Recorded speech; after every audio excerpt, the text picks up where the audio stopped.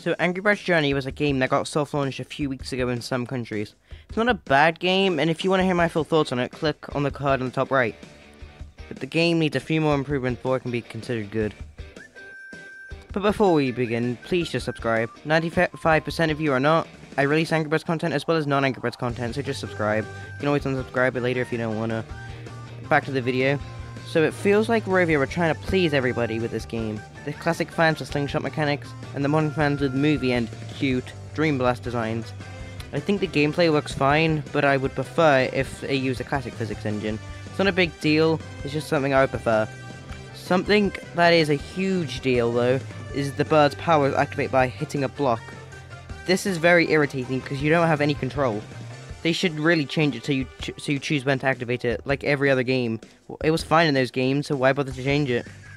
Something similar is when the birds get hit, they should stay there for a while, rolling like the other games, instead of just disappearing once their powers have been used.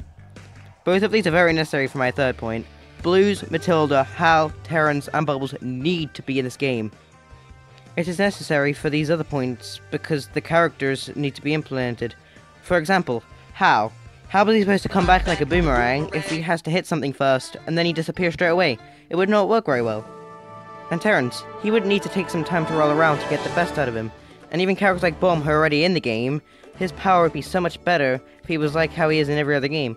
Here's an example.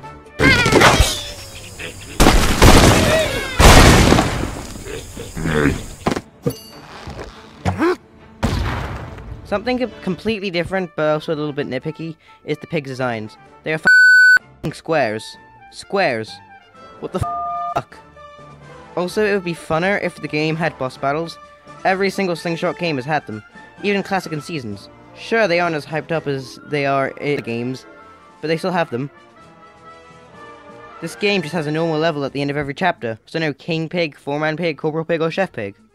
So those are really the only major improvements.